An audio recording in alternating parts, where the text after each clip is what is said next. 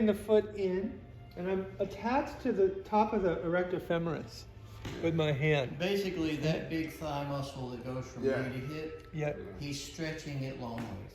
Yeah. And I do in the purple on the board is that idea of the skeleton and these big muscles. Yes. And we're working with these big muscles. So mostly what I'm going to try to get across for me today is show you how to deal with sciatica.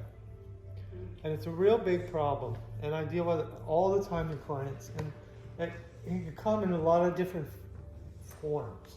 Most people say it just goes up here, but actually it starts here. I felt that. Oh wow. It starts here and goes around the hip, and then it goes down. That's why people who can do splits don't usually get it. That's right. And if you can kick really high, that'll get rid of all of your sciatica. So, But if you can't, you got trouble. right. So this is the counter to that. So basically what we're doing is you've got to deal with this thing first.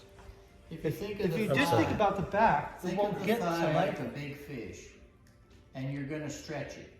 It's a big, round, tubular muscle, and you're just going to stretch it. And then you're going to do this, watch. And he's right on the top part. He's right on sin number 1. That's right. He's right on it, And- right there. and It runs right You here. have to remember that the bones are not tubular; they have edges. Now look. See my hand? And so the person has to say, "Hey, that's really." See, my arm strong." doesn't lock that, so I have to do it a different way. Okay. And if you have strong muscles around your thigh bones, Then you go back up. you'll have much sharper edges in the bone. So this may sound funny, but it's easier to hurt an athlete because their skeleton is much more carved out. And you can actually take their muscles and push them against the edges of their bones. Why are the bones more edgy on an athlete? Because the repetition of the muscular activity forms the bones.